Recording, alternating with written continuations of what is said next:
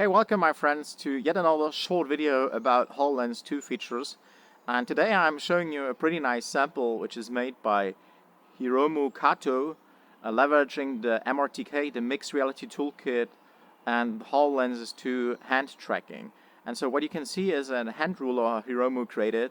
Pretty simple, right? So easy to create, very simple to create, but amazing feature, right? You basically just measure the distance between joints, and it does it for one hand, and you can also switch to two hand rulers, right? So now it's measuring the distance between my two hands and the index fingers here, and so I have an easy ruler, right? And so here's one of my bikes, my road bike, and I, for example, could easily measure like, okay, what's the frame width, what's the handlebar width, right? Stuff like that.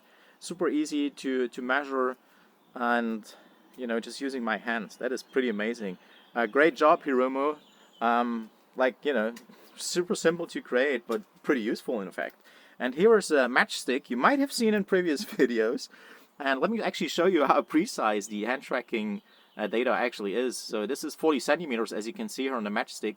Well, and it shows me pretty much 40 centimeters, right? As you can see, there's a little bit of like jittering, there's a little bit of noise coming in, of course, right?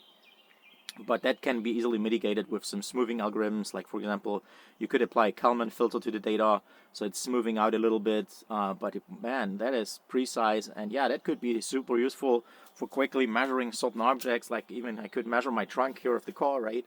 I could easily figure out what is the width and the height and all the other dimensions in the data.